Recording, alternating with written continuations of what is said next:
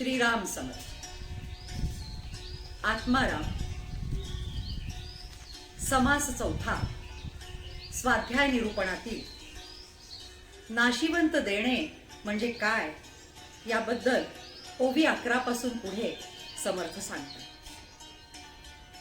तू म्हणसली जे दिधले तरी देयास कोण उरले, जे उरले ते झुरले मजकडे. झुरणे नाहीसे होणे. सर्व काही दिले असे तू म्हणतोस, मग जो ते देणारा आहे तो देण्यातून शिल्लक कसा उरेल? जो देणारा उरला असे वाटते तो गुरुला दिला गेलेलाच असतो. दृश्य हा नाशिवंताचा प्रांत आहे. दृश्य द्वैतमय असते. त्रिपुटीच्या रूपांनी द्वैत अनुभवात शिरते. वस्तू देणारा, ती वस्तू घेणारा आणि दिलेली वस्तू ही देण्याच्या क्रियेमधील त्रिपुटी आहे.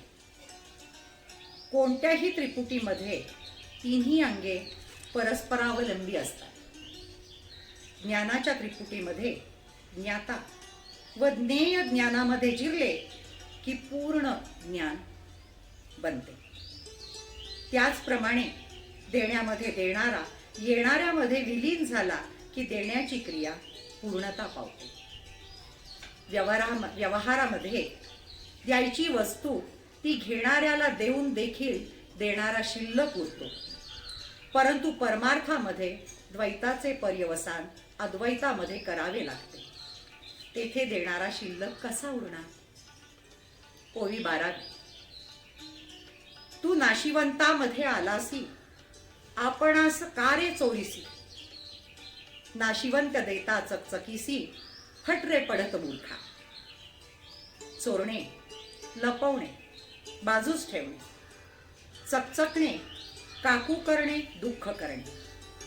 पडत मूर्ख, शहाणा गाढव, व्यवहार शून्य विद्वान. फट, धिक्कारणे, रागावून बोलणे. देणारा जो मी तो नाशिवंत वस्तू आहे. असे जर आहे तर नाशिवंत सर्व देताना स्वतःला तेवढे बाजूला का ठेवावे? जे नाशिवंतच आहे ते द्यायला काकू करणे म्हणजे शहाण्याने गाढवपणा करणेच होय. जीव शांत आहे हे काही नव्याने सांगण्याची जरूर नाही. पण जीवाने आपली बुद्धी निपक्षपात ठेवून जर विचार केला तर त्यास पुढील गोष्टी ध्यानात येतील. पहिली गोष्ट, आज आपण शांत असले तरी आपले मूळ स्वरूप अनंत असले पाहिजे. आपल्याला जी अनंताची तहान आहे ती याचे गमक आहे. दुसरी गोष्ट, शरीर, मन आणि बुद्धी यांच्या समवेत असणारा जीव मी आहे हा अहंकार आपल्या शांतपणाची खूण आहे. तिसरी गोष्ट, अहंकार, मन, बुद्धी व शरीर सर्व नाशिवंत आहे. चौथी गोष्ट, सारे व नाशिवंत द्यायचे ठरल्यावर त्यापैकी अहंकार अथवा मीपणा वगळून चालायचे नाही. हे सर्व माणसाला कळते. त्याप्रमाणे तो इतर सारे देण्यास तयार होतो. पण अहंकार देण्याची जी शेवटची झेप ती तो ठेवू शकत नाही. येथेच त्याच्यामधील अविद्येचा खरा प्रभाव दृष्टीस पडतो. माझा मीपणा नाशिवंत आहे व तो मी देऊन टाकणे जरूर आहे हे स्पष्ट कळून देखील तो देण्याचे धाडस जीवाला होत नाही. म्हणून श्री समर्थांनी त्याला पढत मूर्ख म्हणजे शहाणा गाढव म्हटले आहे. पुढच्या ओव्यांमध्ये शून्यपणाच्या पलीकडे जावे म्हणून समर्थ सांगतात. ओवी 13. शिष्य विचारून बोले, स्वामी काहीच नाही उरले. त्यावर समर्थ म्हणतात, अरे नाही बोलणेही आले नाशिवंतामध्ये. विचार करू. शिष्य विचार करून म्हणाला की स्वामी काहीच उरले नाही. त्यावर स्वामी म्हणाले की अरे काहीच उरले नाही हे बोलणे सुद्धा नाशिवंतामध्ये येते. नाशिवंत म्हणजे अल्पपणा हा शांतपणाचा गुण आहे. अल्पपणामध्ये संबंध असतात. संबंध सापेक्ष असतात उदाहरणार्थ, जिकडे तिकडे मीच मी भरून आहे हा अनंतपणा होय. मी आणि तू दोघे आले की शांतपणा येतो. त्यामध्ये मी व तू दोघेही अल्प असतात. दोघांमध्ये संबंध निर्माण होतात. दोघे एकमेकांवर अवलंबून राहिल्या कारणाने सापेक्ष असतात. त्यांच्याबद्दल बुद्धी जे निर्णय घेते ते होकारार्थी अथवा नकारार्थी असतात. तेव्हा काही उरले म्हणणे काय किंवा काही उरले नाही म्हणणे काय, दोन्ही शांतपणातून किंवा मीपणातून येतात. म्हणून दोन्हीही नाशिवंतच म्हणायला पाहिजे. ओवी 14. आहे म्हणता द्या काही, नाही शब्द गेला तोही. नाही नाही म्हणता काही उपजलेच की. उपजले प्रत्ययास आले. जर काही आहे असे म्हटले तर ते देऊन टाकावे. ते दिल्यावर काही उरत नाही म्हणून काही नाही असे म्हणण्याची गरज नाही. पण काही नाही हे म्हणण्यातच शून्यपणाचा प्रत्यय येतो. आत्मा व अनात्मा मिळून विश्व तयार होते. त्यापैकी आत्मा अदृश्य व अनात्मा दृश्य असतो. आपल्या दृष्टीने दृश्य अनात्मा आहे असे आपण समजतो. दृश्यामध्ये असणे यालाच आपण असणे मानतो. समजा दृश्य आहे हे जर खरे तर ते नाशिवंत म्हणून देऊन टाकावे. आहे व नाही किंवा असणे व नसणे सापेक्ष असतात. अर्थात आहे ते देऊन टाकल्यावर काही उरत नाही. जेथे काही उरलेच नाही तेथे आहे बरोबर नाही देखील उरत नाही. पण काही नाही या विधानाचे दोन अर्थ आहेत. दृश्य उरले नाही हा एक अर्थ, तर दृश्य नुरून पोकळी उरणे हा दुसरा अर्थ होतो. या दृश्यरहित पोकळीलाच शून्य म्हणतात. नाशिवंत व चंचल दृश्य नाहीसे झाले, पण अविनाश निश्चळ आत्मस्वरूप आहेसे झाले नाही. या दोहोंच्या संधीमध्ये जे रिकामे प्रत्ययास येते तेच शून्य होय. ते शून्य ओलांडले की स्वरूप दर्शन घडते. ओवी 15. येथे शून्याचा निराश झाला, आत्मा सदोदित संचला. पाहो जाता साधकाला ठावची नाही. शून्याचा निराश मिथ्या ठरवणे, नाश करणे. संचला व्यापून राहिला. ठाव स्थान अवकाश. सदोदित सदैव प्रकाशमान. येथे शून्य मिथ्या ठरते, ते नाहीसे होते. मग सदैव प्रकाशमान असणारा आत्मा सर्व ठिकाणी व्यापून आहे असा प्रत्यय येतो. आत्मा प्रगट झाल्यावर साधकाला स्थानच उरत नाही.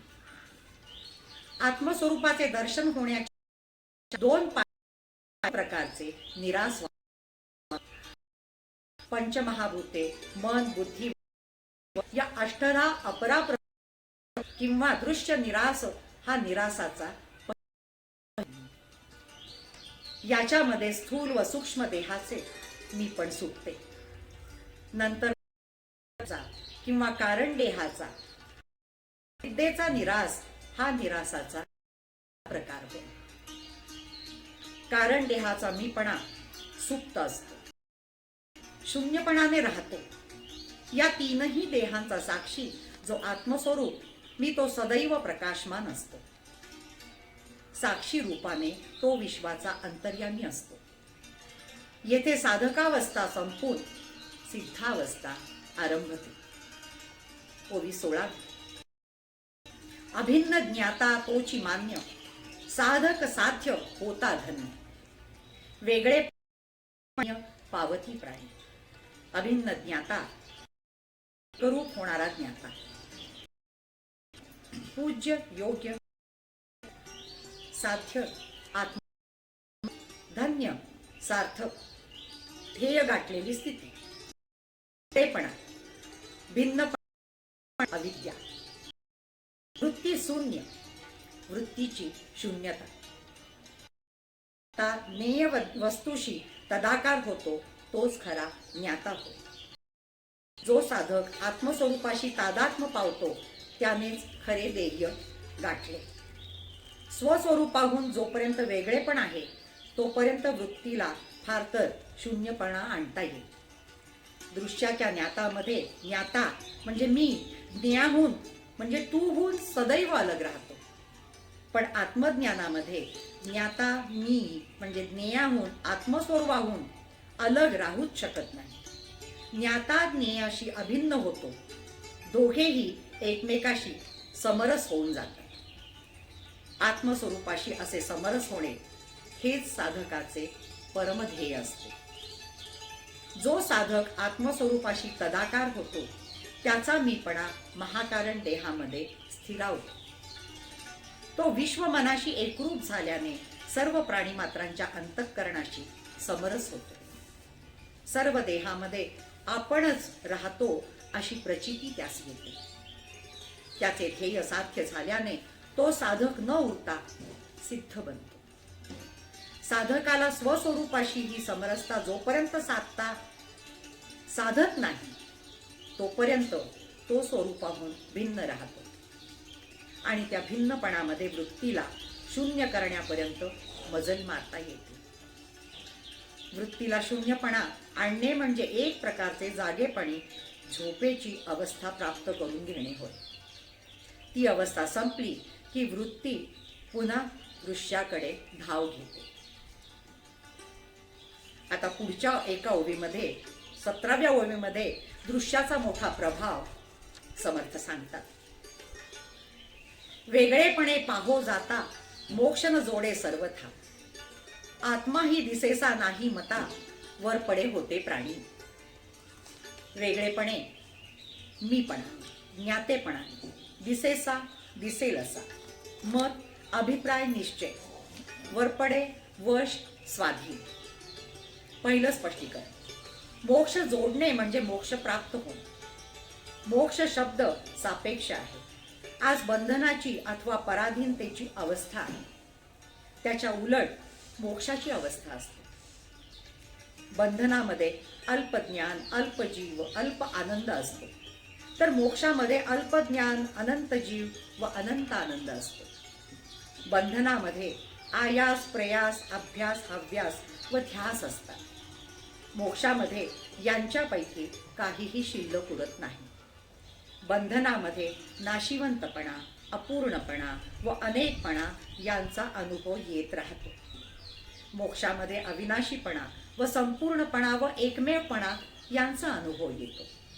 बंधनामध्ये जागृत, स्वप्न, सुषुप्ती या तिन्हींची प्रचिती येते. मोक्षामध्ये प्रथम यांच्या पलीकडील तुर्येचा अनुभव येतो, नंतर तोही जिरून जातो. बंधनामध्ये देश, काल, वस्तू आणि कार्यकारण भाव याच्या चौकटीतच ज्ञान प्राप्त होते. मोक्षामध्ये या सर्वांचा लोप होतो आणि अनंताचे अनंत ज्ञान होते.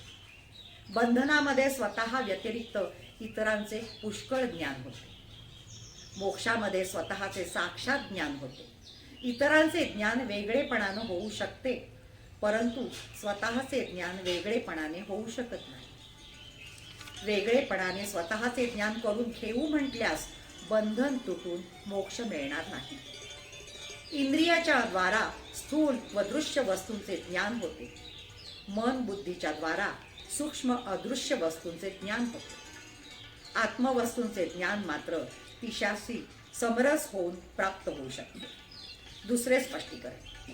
इंद्रिय, मन आणि बुद्धी ही अनात्म वस्तूंचे ज्ञान करून देणारी मुख्य साधने आहेत.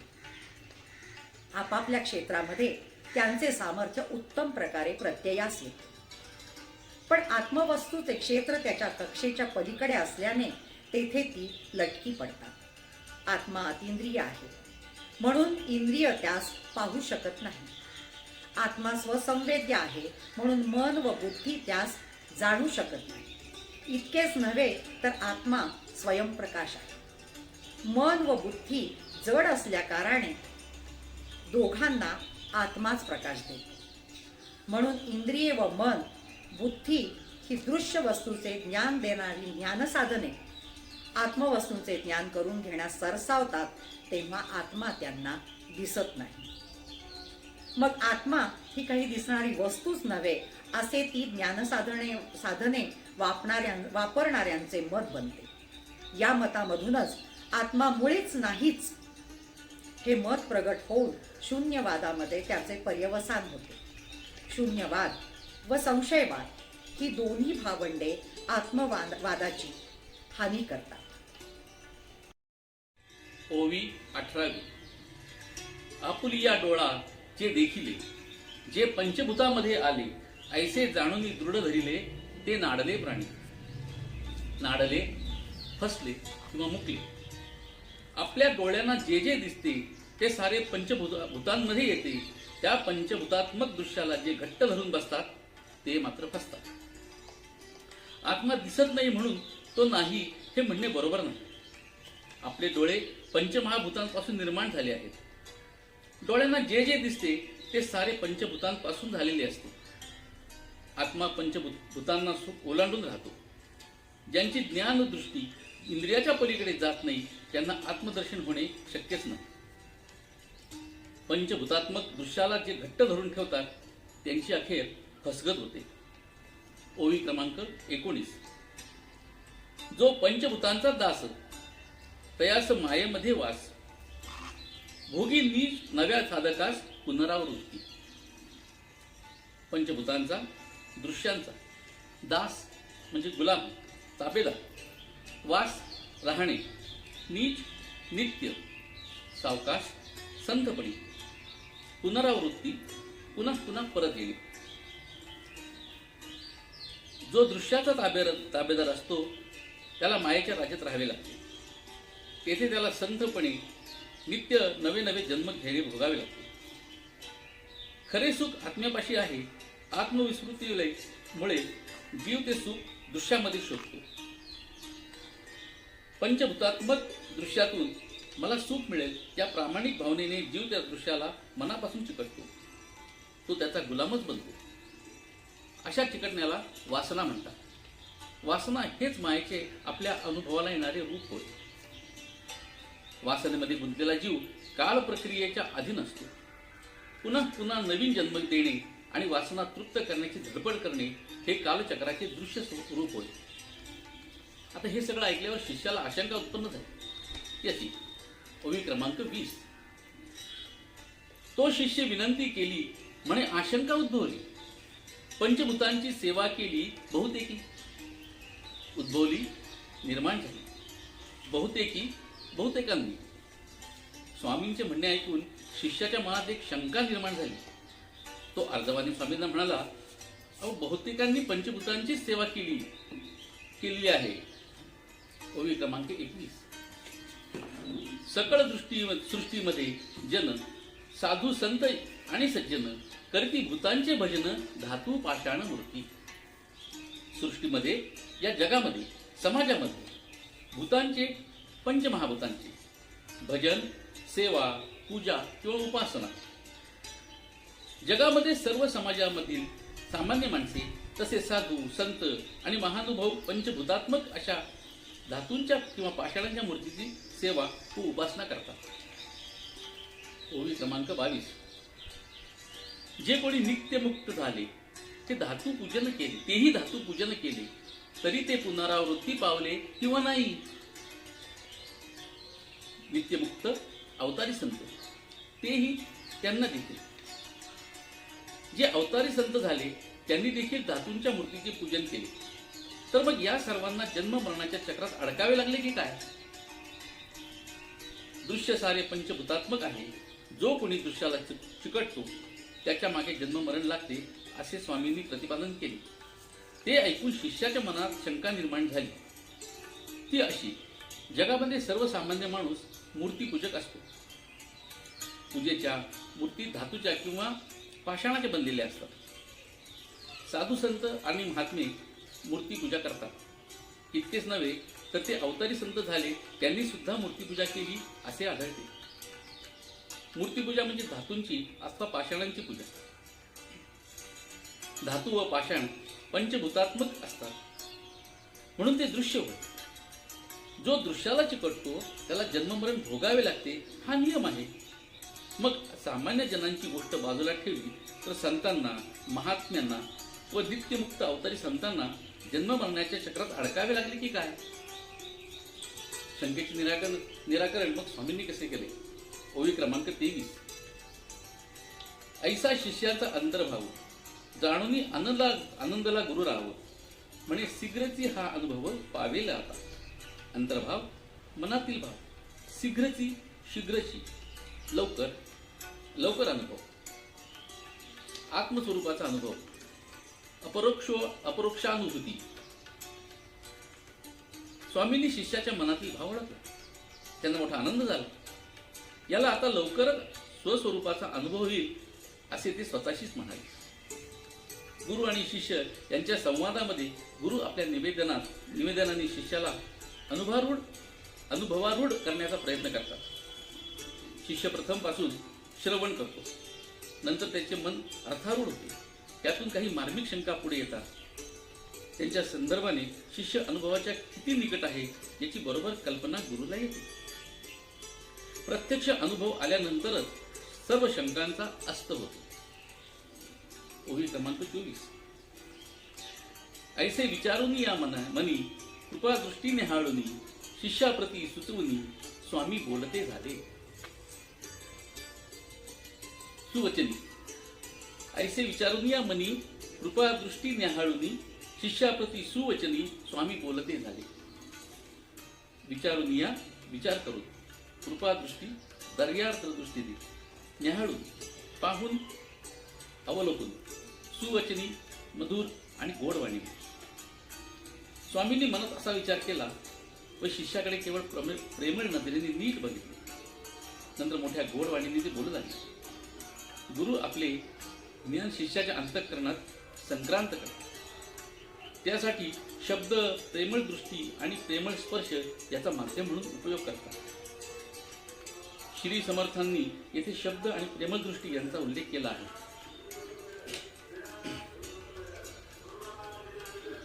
ओवी क्रमांक 25. प्राणी देह सोडून जाती, परी वासनात्मक शरीरे उरती, तेणे पुनरावृत्ती भोगिती वासना उरेलिया. वासनात्मक शरीर, सूक्ष्म देह. प्राण्यांचा जीव स्थूल देह सोडून जातो, पण तो त्याच्या सूक्ष्म देहाने जिवंत असतो. त्याच्या वासना उरलेल्या असतात, त्यामुळे त्या जीवाला पुन्हा पुन्हा जन्म घ्यावे लागतात. माणूस म्हणजे काही नुसता स्थूल देह नव्हे. स्थूल देह हा त्याचा दर्शनी भाग आहे. माणूस खरा त्याच्या सूक्ष्म देहात सापडतो. वासनांचा बनलेला सूक्ष्म देह स्थूल देहाचा आधार असतो. सूक्ष्म देहामध्ये वास करणाऱ्या वासना आपल्या तृप्तीचे साधन म्हणून सूक्ष्मातून स्थूल देह निर्माण करतात. येथील जीवनात सर्व वासना काही तृप्त होत नाही, शिवाय नव्या वासना निर्माण होतातच. म्हणून स्थूल देह पडला तरी माणसाचा सूक्ष्म देह ताजा तवाना राहतो. त्यामधील वासना त्यास पुन्हा नवा स्थूल देह धारण करायला भाग पाडतात. या कारणाने जीव पुन्हा पुन्हा नवे जन्म घेतो. ओवी क्रमांक 26. मूळ या स्थूल देहाचे, लिंग देह वासनात्मक साचे, राहणे तया लिंग देहाचे अज्ञान देही. लिंग देह सूक्ष्म वासनात्मक देह, अज्ञान देह कारण देह.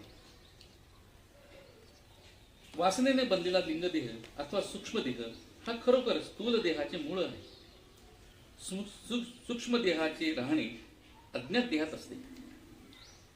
माणसाच्या अंतर्यामी अनेक जन्मांमध्ये गोळा केलेल्या वासनांचा साठा असतो.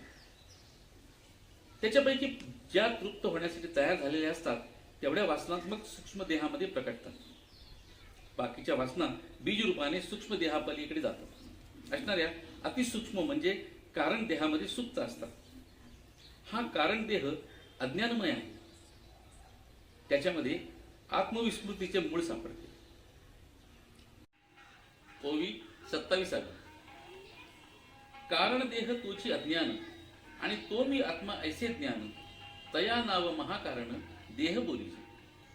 कारण देह, अज्ञान देह, तो मी आत्मा सोहम, कारण देह म्हणजे अज्ञान होय. तो आत्मा मीच आहे असे जे ज्ञान, तो महाकारण देह समजावा. अज्ञान आणि ज्ञान सापेक्ष आहे. स्थूल, सूक्ष्म व कारण असे तीन देह अज्ञानाच्या कक्षेमध्ये येतात. यांच्यामध्ये आत्मविस्मृती हे प्रधान लक्षण दृष्टीस पडते. महाकारण देह ज्ञानाच्या कक्षेत येतो. आत्मस्मृती हे त्याचे प्रधान लक्षण असते. अज्ञानामध्ये मी आणि तो असे द्वैत असते. ज्ञानामध्ये मी तोच आहे असे अद्वैत असते. अज्ञानामध्ये मी देह आहे ही भावना असते. त्या भावनेच्या पार्श्वभूमीवर साऱ्या वृत्ती येतात व जातात. ज्ञानामध्ये मी आत्मा आहे ही भावना असते. या भावनेच्या पार्श्वभूमीवर एकच वृत्ती अखंड राहते. या अवस्थेलाच अखंडार्थदी असे म्हणतात. ओवी 28 आहे. तरी मनाचा थारा तुटला, म्हणजे भावसिंधू आटला, प्राणी निश्चितार्थे सुटला, पुनरावृत्ती पासून. थारा आश्रय, आधार. भवसिंधू म्हणजे भवसागर, दृश्याचा अफाट पसारा. आटला, सुकला. निश्चितार्थे अगदी खात्रीने. अखेर मनाचा आधार जर नाहीसा झाला तर दृश्याचा हा अफाट पसारा मुळी अंतर्धान पावतो. तो अंतर्धान पावला की माणूस अगदी खात्रीने जन्म मरणाच्या चक्रातून सुटला असे समजा. जागेपण, स्वप्न व गाढ निद्रा या तीन अवस्था अज्ञानाच्या असल्याने त्यांचा अंमल कारण देहापर्यंत चालतो. अर्थात वृत्ती रूपाने मन तिथे असते. त्यांना दृश्याचा आधार असतो. तुर्या अवस्था ही ज्ञानाची अवस्था असते. तेथे मी आत्मा आहे ही वृत्ती असल्याने मनाची शुद्ध व विश्वव्यापी रूप हजर असते. तुर्यामध्ये जशी आत्मस्वरूपाची जाणीव असते तशीच विश्वाची विश्वव्यापीपणामध्ये जाणीव असते. परंतु ही अवस्था देखील जिरते व विश्वव्यापी मी सुद्धा उरत नाही. याचच आपण अमनी भाव अथवा उन्मनी अवस्था म्हणतात. मनोनाश झालेल्या या दिव्य अवस्थेमध्ये दृश्य रूपाने अंतर्ज्ञान पावते आणि केवळ चिन्मय परमात्म स्वरूप तेवढे विलसते. स्थल, काल, वस्तू जेथे विलीन होतात तेथे जन्म मरणाचे चक्र कसे उरेल. ओवी क्रमांक 29. हे जे जाण भक्तीचे फळ, तेने जेणे तुटे संसार मुळ, निस्संग आणि निर्मळ आत्मा होईचे स्वय. भक्ती ईश्वरावरील परमप्रेम, निर्मळ, दृश्याचा मळ नसले. तुर्यातीत अवस्था प्राप्त होणे हेच भक्तीचे फळ होय. भक्तीने संसाराचे मूळ जे अज्ञान ते नाहीसे होते.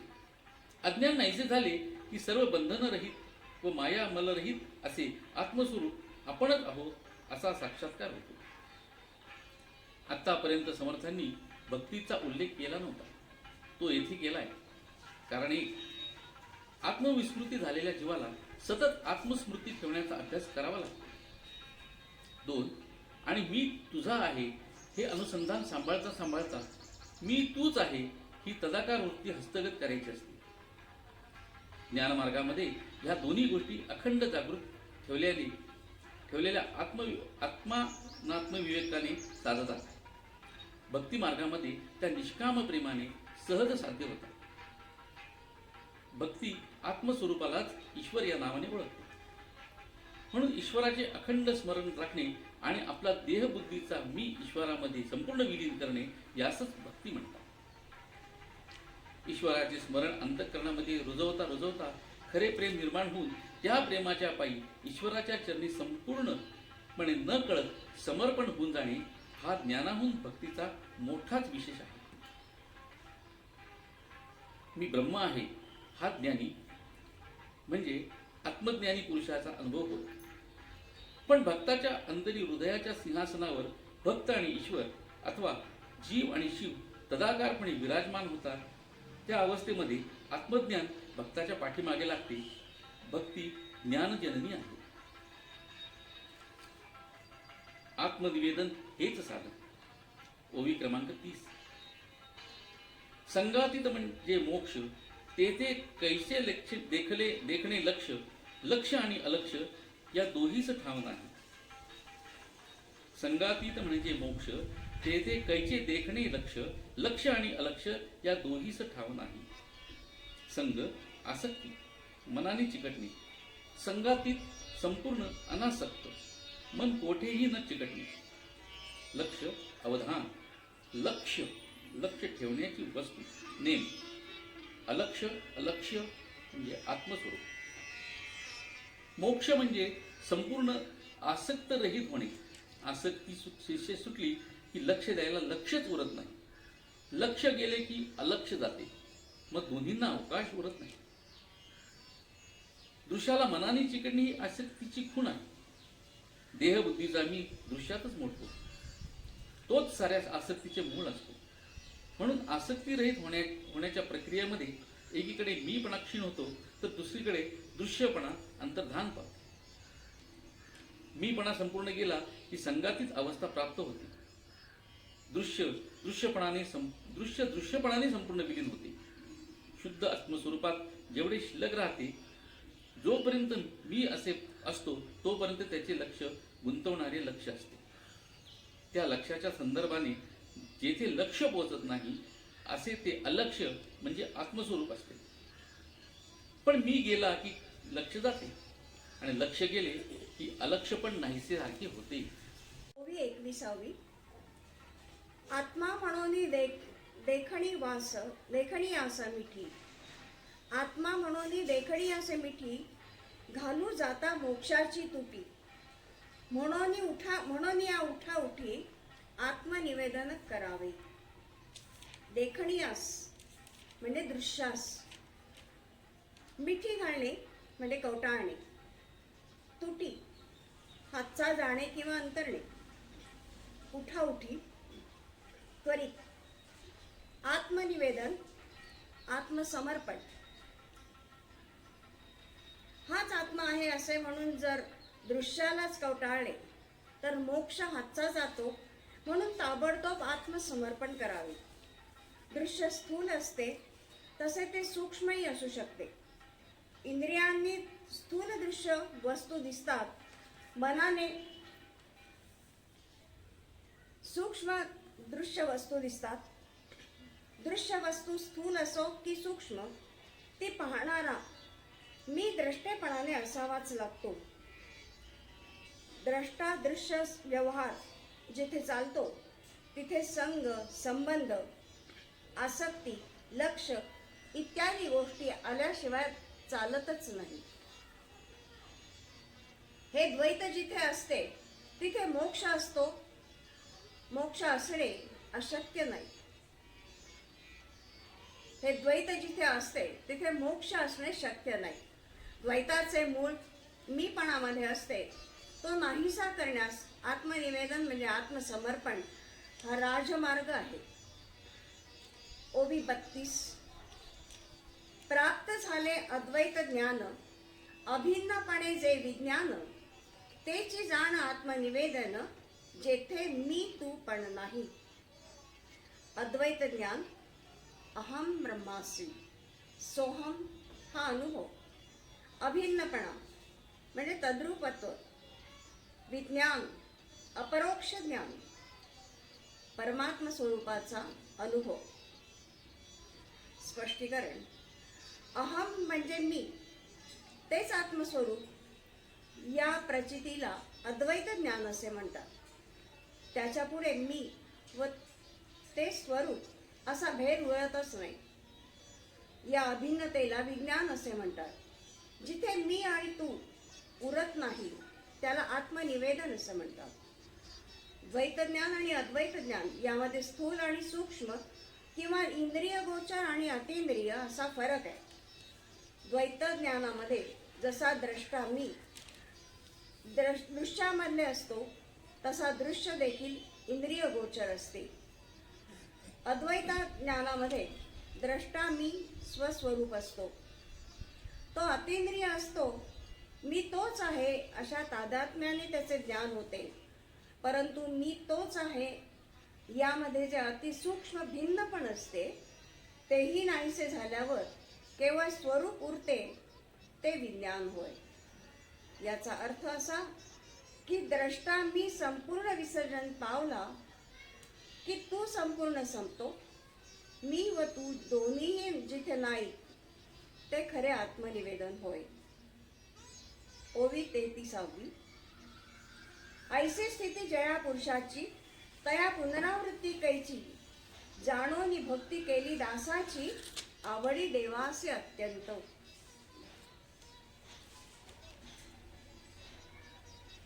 जाणोनी समजून ज्ञानाच्या पार्श्वभूमीवर दास भक्ती करणारा ज्या पुरुषाला ही आत्मनिवेदनाची स्थिती लाभते त्याला पुन्हा जन्माला येणे नसते. अशी ज्ञानमय स्थिती जो करतो तो देवाचा अत्यंत आवडता असतो. संपूर्ण आत्मनिवेदन ही ज्ञानाची उत्तम अवस्था असल्याने तीव्र मोक्षाची अवस्था असते. या अवस्थेमध्ये मी तू पण नाही, स्थल काल यांचा संबंध नाही, दृश्याचा अंमल नाही, नाशिवंताची आसक्ती नाही, एकट्या चिन्मय परमात्म स्वरूपाची अनुभूती असते. अशा ब्रह्मदर्शनी पुरुषाला पुन्हा जन्म येत नाही. तो ज्ञानी भक्त असल्याने ईश्वराला तो फार आवडतो. ईश्वराची भक्ती करणारे भक्त दोन प्रकारचे असतात. एक प्रकार अज्ञानी भक्तांचा. अज्ञानी भक्त ईश्वराच्या सगुण दृश्य मूर्तीची उपासना करतो. पण जोपर्यंत तो आत्मनिवेदन करत नाही तोपर्यंत त्याची भक्ती ही सदोष असते, ती समाधान देत नाही.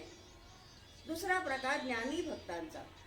ज्ञानी भक्त सुद्धा ईश्वराच्या सगुण दृश्य मूर्तीची उपासना करताना आढळतात, पण त्यांनी संपूर्ण आत्मनिवेदन केलेले असते. त्यामुळे त्यांची भक्ती ही अत्यंत निर्दोष असते. किंबहुना त्यांच्या जीवनामध्ये ईश्वर आपणच भक्तपणा स्वीकारतो आणि आपल्या भक्तीचा आस्वाद घेतो. हीच ईश्वराला असलेली भक्तांची आवड होय. ओवी 34. पूर्वी दासत्व होते केले त्याचे स्वामित्व प्राप्त झाले. पूर्वी दासत्व होते केले त्याचे स्वामित्व प्राप्त झाले आणि तयास महत्व रक्षिले तरी थोर उपकार की. दासत्व, दास्य भक्ती, स्वामित्व, ईश्वरत्व, उपकार, जगावर उपकार. आरंभी सगुण मूर्तीची दास्य भावनेने भक्ती केली, ती सुफलित झाली आणि हे भक्त खरा स्वतः स्वामी बनला म्हणजे ईश्वर स्वरूप झाला. त्या सगुण मूर्तीच्या भक्तीचे महत्व कायम ठेवले तर जगावर मोठे उपकार होतात. भक्तीच्या दोन पातळी असतात, साधन भक्ती आणि साध्य भक्ती. भक्त जोपर्यंत देहबुद्धीमध्ये असतो तोपर्यंत त्याचा मीपणा वेगळेपणाने असतो, तोपर्यंत त्याचा दासभाव असतो. ज्या सगुण मूर्तीची पूजा अर्चा तो करतो तिचा दास म्हणून तो जगात वावरतो.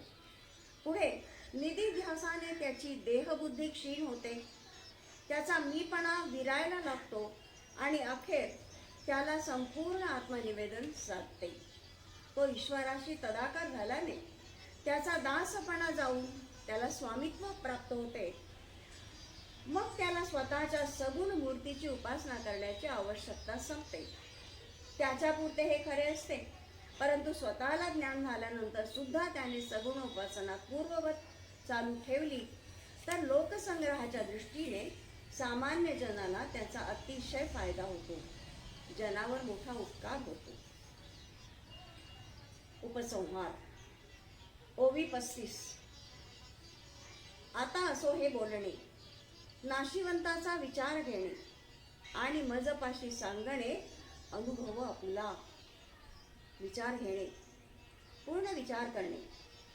आता हे बोलणे असू दे. जे नाशिवंत आहे याबद्दल पूर्ण विचार करावा आणि मग जी प्रचिती येईल ती मला निवेदन करावी. विचार करणे मोठे सामर्थ्य माणसापाशी आहे.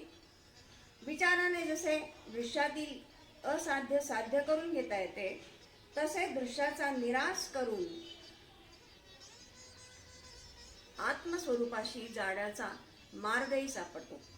म्हणून नाशिवंताचा निराश करावा आणि स्वरूपाची प्रचिती घ्यावी.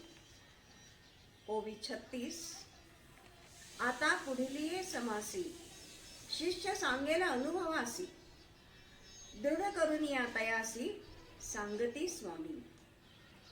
अनुभव आत्मप्रचिती, दृढ निश्चित किंवा पक्का.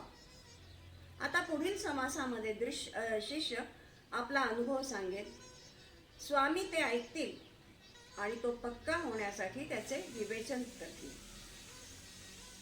स्वरूपाच्या प्रचितीचा प्रांत अज्ञात आणि नवीन असतो.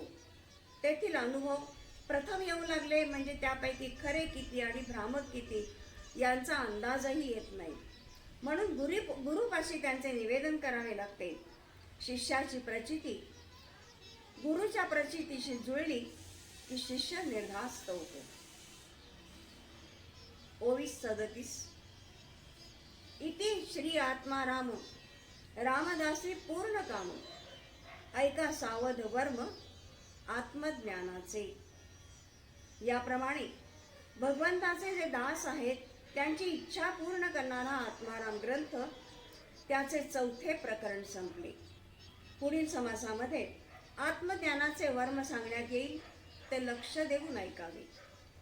भगवंताच्या दासांना एकच कामना असते, निदान ती असावी की त्यांना केवळ भगवंताचे दर्शन म्हणजे आत्मदर्शन हवे असते. आत्मविद्या गूढ असल्याने ती पदरात पडण्यास मार्गदर्शक लागतो. तो मात्र स्वतः प्रचितीचा आणि कमालीचा निस्वार्थी असणे योग्य असते. यालाच सद्गुरू म्हणतात. आत्माराम 4था समास साधना समास संपूर्ण. जय जय रघुवीर समर्थ.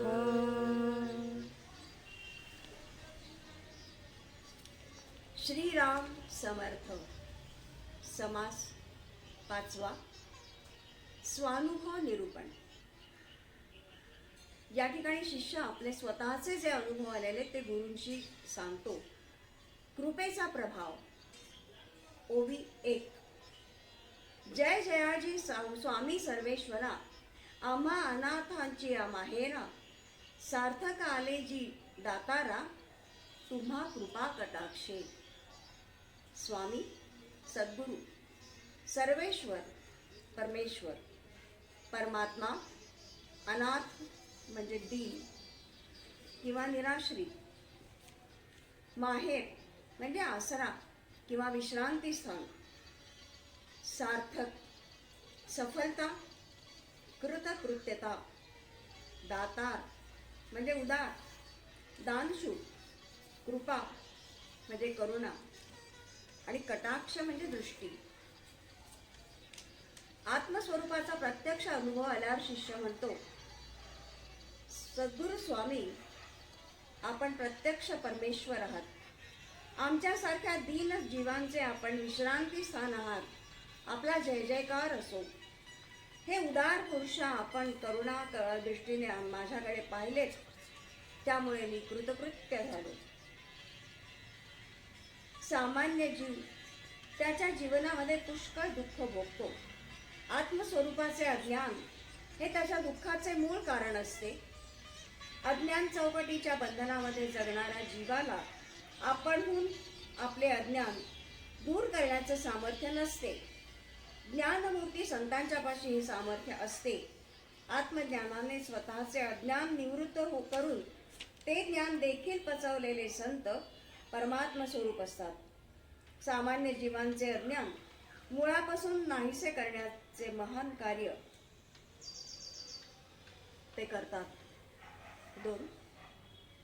मानव समाजामध्ये दान करणारी माणसे मोठी समजायला हरकत नाही, पण ही मोठी माणसे दृश्य वस्तूंचे दान करतात.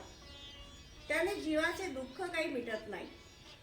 म्हणून दुःख निर्माण करणारे जे अज्ञान ते नाहीसे करण्याचा आत्मज्ञानाचे दान करणे हे खरे ज्ञानदान होय. हे दान करणारा संतांहून दुसरा कोणी सापडत नाही. म्हणून संतांनाच दानशूर हे विशेषण सार्थपणे शोभते. 3. सत्पुरुषाला सर्व जीवांच्या विषयी सारखीच करुणा असते. हे जरी खरे असले तरी जो कोणी आपला अहंकार बाजूला ठेवतो आणि लीन दीन होऊन त्याच्याकडे जातो, त्याचे विश्रांती स्थान बनतो. संताने जवळ करून आपले म्हणणे ही भाग्याची गोष्ट असते. संतांचे सांगणे मनापासून ऐकल्याने अंतर्यामी परिवर्तन घडून येते आणि म्हणून आत्मज्ञान ग्रहण करण्यास तो पात्र होतो. अशा पात्र जीवावर संत शक्तिपात करतात आणि त्याला देहबुद्धीतून आत्मबुद्धीमध्ये नेऊन सोडतात. 4. आत्मबुद्धीचे जीवन म्हणजे तुरीय अवस्थेतील जीवन होय. ते स्वानंदाने भरून वाहते. त्या आनंदाचा प्रथम आवेग विलक्षण उत्कट असतो. त्याने शिष्याची कृतज्ञतेची भावना उचंबळून येते. ती व्यक्त केल्याशिवाय त्याला राहवत नाही.